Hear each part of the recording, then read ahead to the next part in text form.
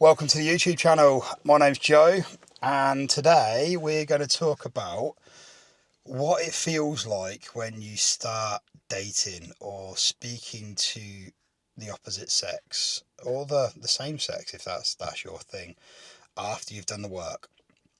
Now, I've had a period now, I think it's like 4 or 6 weeks, where I've just completely not spoke to any females.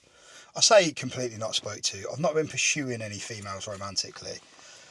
And the reason I had to do that, and I would urge you guys to do that if you're in the same boat as me, if you've got a lot of traits in relationships where you people please, where you lose yourself, where you're seeking validation from females, I would urge you to spend some time alone and do the healing work alone.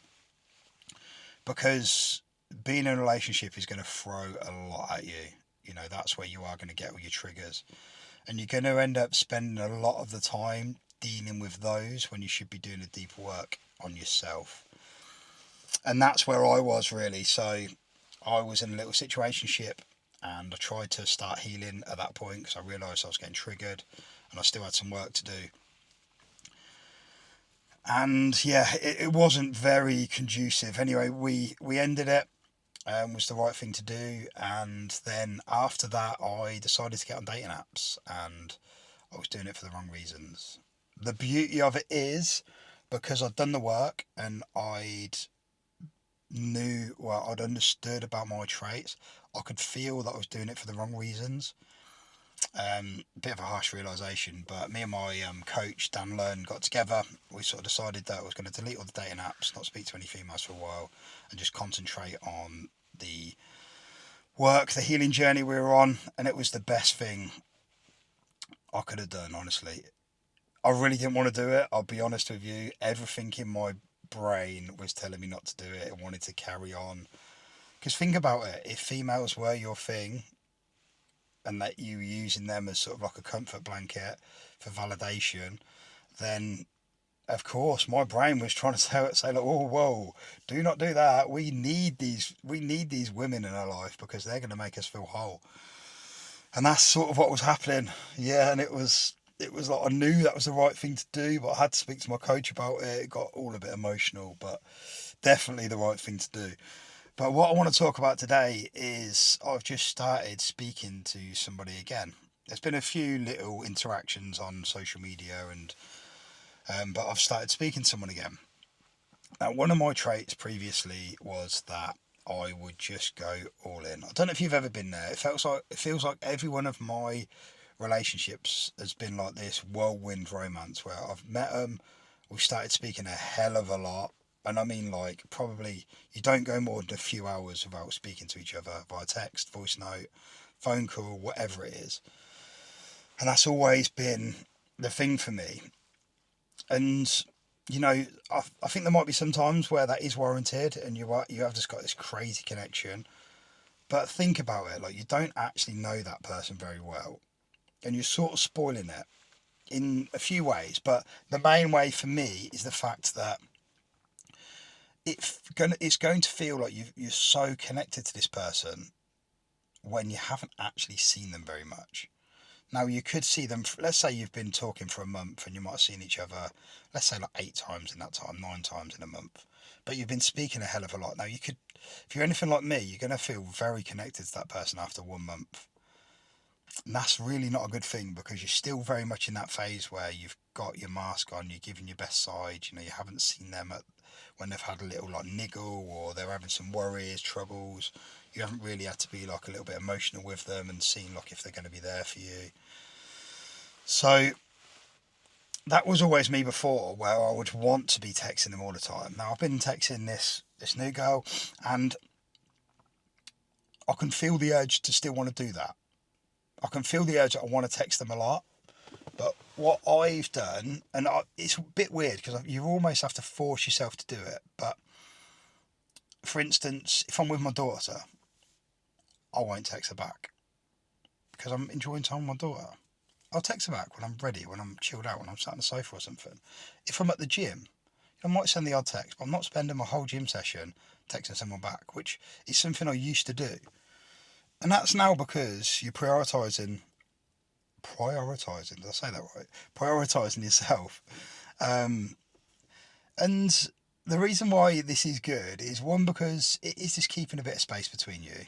It's stopping you from having all of them BS conversations about what you're up to. You had a good day. Did you sleep well? Like stuff you do not need to be talking about at the start of a relationship. Um, but also think about it from a woman's perspective. Well, actually, flip it round. So if I text someone and then they text me straight back, you sort of know they're there. Then there's no chasing, or there's no like excitement there as such. It takes a bit of that excitement away, and it is a bit of human psychology here, where like a woman respects a man that's out doing his thing, and he's not disrespecting her, but he's not just always available for her. Because let's not lead him down this garden path, because once you get 6 months to a year down the line, you're not going to be banging texts to him every hour or every 2 hours.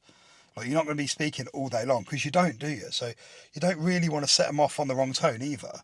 But so it adds an element of like excitement to you, mystery, because you're out doing your thing, and it also just stops that, prevents you from feeling too connected, and that's why I have to do it, because I can feel very connected to people if I talk to them a lot. And I think that's pretty normal, to be fair. I mean, some people are very good at taking that part of their emotion out of it, but for me, it's very difficult, especially if you've like seen each other quite a few times and you might have had sex and all the rest of it. Like, I could feel really connected to somebody in a month, and this is where you need to be careful of making sure it isn't some sort of trauma bond from both sides. I mean, if they're willing to talk to you all of that time,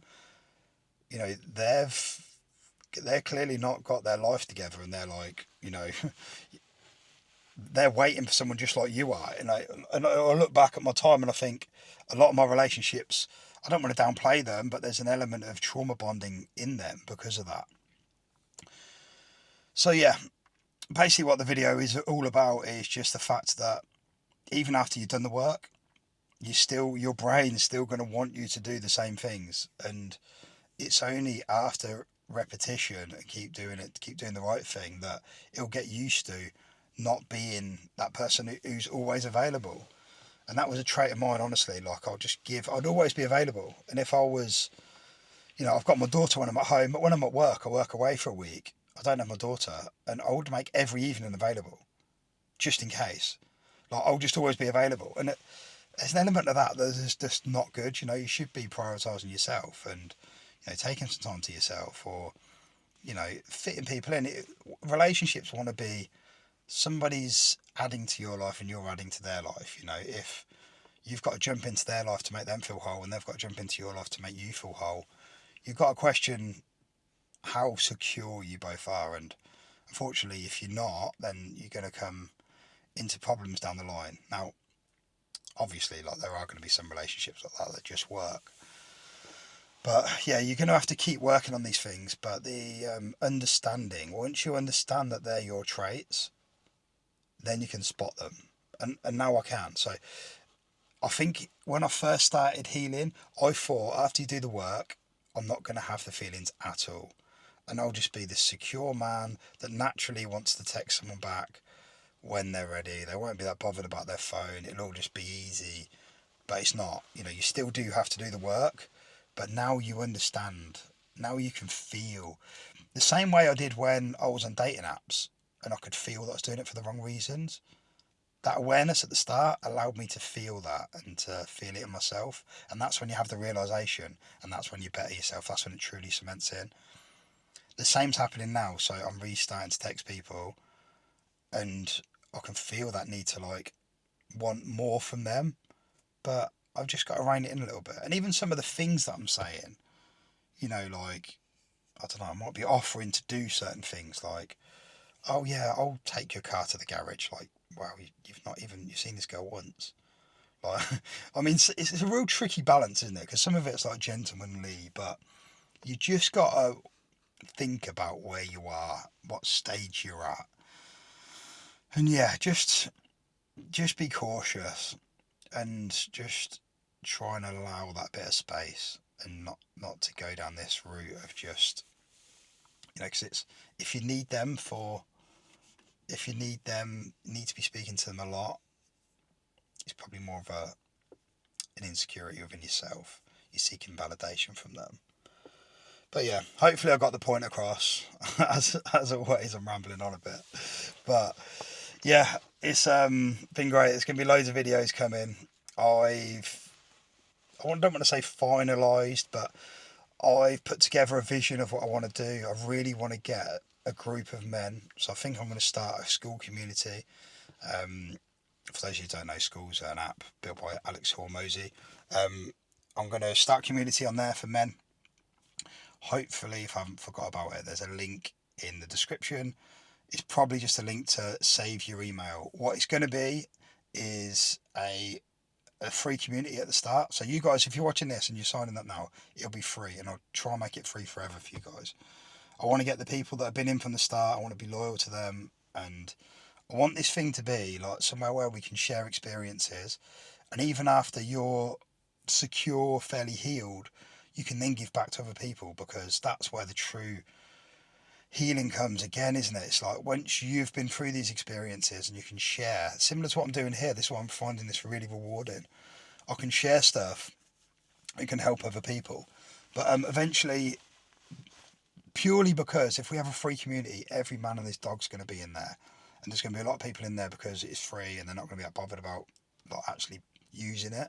But eventually it will be a paid community. But like I say, I want to be loyal to you guys, so get in early. Probably going to maybe do a course or something in there as well. Possibly some coaching down the line. I'm not in a position to do the coaching at the minute. I'm still going through my own healing journey.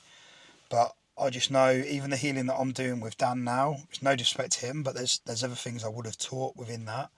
And you can't really do that by one-on-one. So I think I want to have elements of teaching. I'd love to teach about like love languages and how to identify your own needs, because I think us guys don't get that. We don't understand that. But yeah, well, I am rambling now. But sign up, do all the good YouTube stuff, please. Like, comment, share, subscribe, and I shall see you in the next one.